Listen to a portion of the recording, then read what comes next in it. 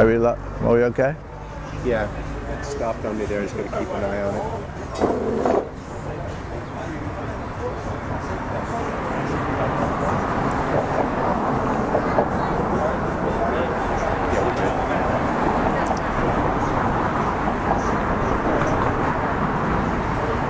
Okay.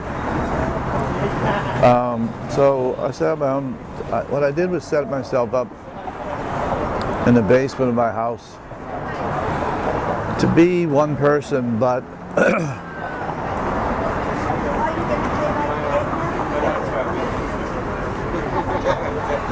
Let's see if it turns up. okay. So I decided that I'd be one person, but I set out to be as strong as a medium-sized human rights group, just with me and my friends. That I'd use money more effectively than anybody else in the human rights movement, but have power and ability, creativity, and very few dollars. My salary's $36,000 a year for the last I don't know how many years. I live in Washington. It's not easy, but it allows me the freedom to do what I want, not what other people want. And I can take what jobs I want and reject what I don't want. I know when I can win and when I can't win.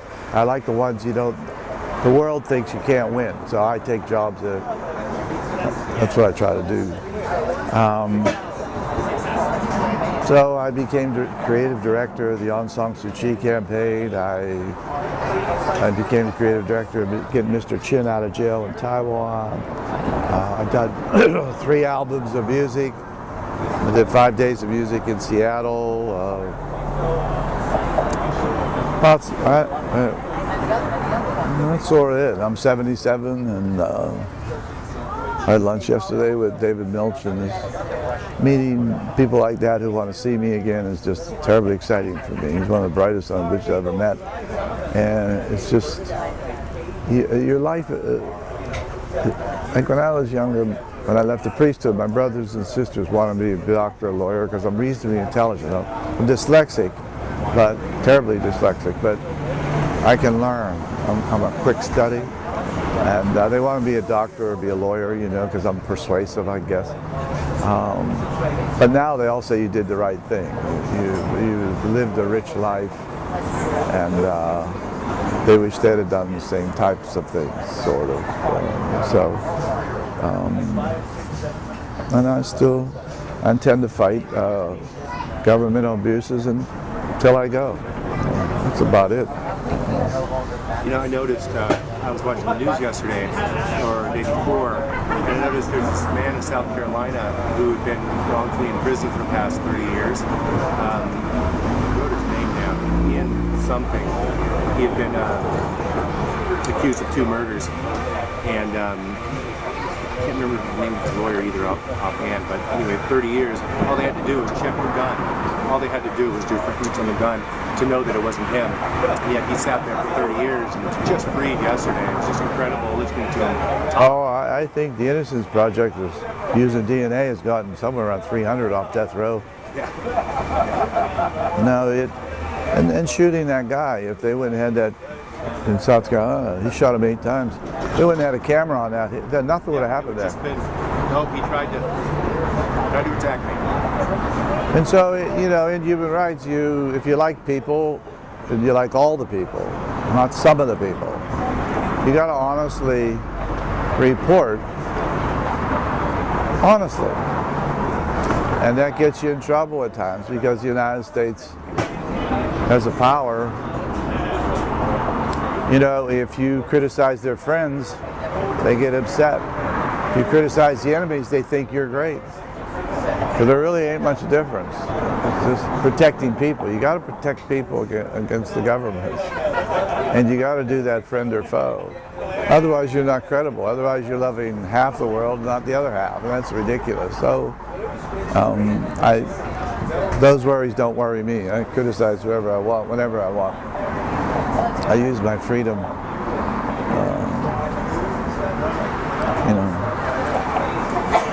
to let them have it if I can, based on truth and fact.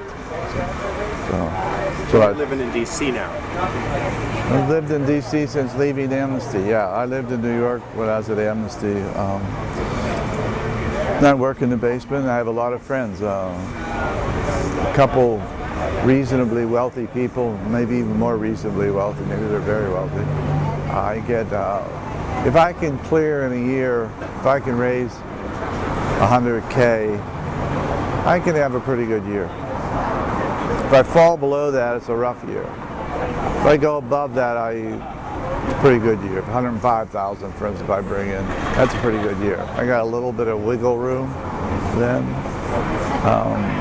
But I got a pro bono lawyer, I have pro bono accounting. I have a lot of pro bono. I have a lot of friends. I did a lot of film. I made a 60-minute movie for Aung San Suu Kyi. I did 36 celebrity spots for her. Now with Leonard Peltier, I've done 2 already. We're going to do a 3rd coming up. I want to get him out of jail because he didn't kill the FBI guys. He didn't kill them. Right? They were killed. Yeah, that's what I work on. And I've been working on this case since I was director of Amnesty back in '81. I spoke about him in all my speeches when I was director of Amnesty for 12 years. He didn't do it. And the FBI is convinced he did it, and we're convinced he didn't. So after 40 years, we kind of don't care now. We don't want to argue the case anymore. We just want to get him home. Everybody else gets out of jail after murdering somebody in 12 to 15 years. 40 is enough. Maximum security prisons, that's enough. So they just, the warden in Florida has approved of him moving to a less severe prison. He needs another signature, but that's really a great development. So we're hopeful, and we're hoping our videos help that a little bit. We hope to get him home. He's a symbol of the American Indians who suffered great injustice at the hands of our government. And so that's what we're doing. So what we want to do is, if you'll help us, what we want to do is do the 3rd video out in South Dakota. And David Milch gave me the line I was hunting for. And essentially this is that I was telling him about the Leonard Peltier case, and he said you should tell the story in such a way as it tells the land from which he came from. The land from which he came. And that's interesting. That is a fascinating, that's what we will do. So we show dancers, we'll explain why they dance. We show drummers, we'll show why they drum. Except this way, if you get those drones, we'll do it from above. Absolutely. Which will be a whole different thing altogether. Different language. It's, and we did the first 2, you can see them on YouTube. The first one took about 10,000 on one, 5,000 on another. We'd like to go viral this time. So, and like the herds of buffalo are out there. They could be some pretty unusual. So we want to explain also, not in a confrontational manner, but in kind of a courteous manner. Because when you're asking for clemency, you're asking something of government, so you got to be a supplicant in some sense. Not weak, but 40% of Indian children live in poverty. The suicide rate in South Dakota among Indian males, probably below 25, is immense. Gigantic problems. We have people who take you out there and introduce you to all the Indians leadership, and they know everybody, and they can get the dancers and the drummers and get inside things you would not normally get into. And in some of the land where they rested after Custer, which wouldn't go very well to the Americans, but there's a sacred place up there they go. they'll probably take you there and probably film it. But we know the spiritual advisors, Poor Bear, and we know all the good people. And so we want to highlight this time all Indian this time. Maybe add a couple Crosby, Stills, and Nash or Eddie Vedder from Pearl Jam or something at the end, but primarily this will be a heavily, it's the land from which he came. We explain it. If we raise anything confrontational, we say it in a courteous way. So that's sort of how we're thinking about it right now. Dakota's is so interesting. I've spent a little bit of time there, and I'm always torn when I go there. South Dakota, Black Hills, about Rushmore, and then Crazy Horse, and what one is to the other, and vice versa. That's always. Well, and the Black Hills was theirs, under the first treaty. Yeah. And then we just.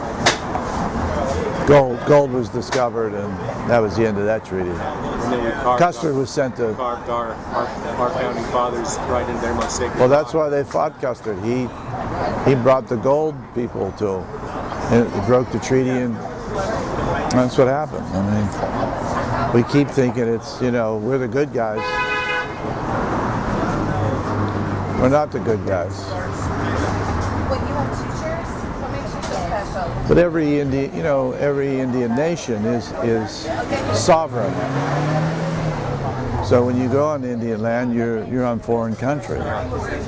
And so even when the FBI does things, you kind of gotta deal with the sovereignty issues. And if they override those, bad things occur. And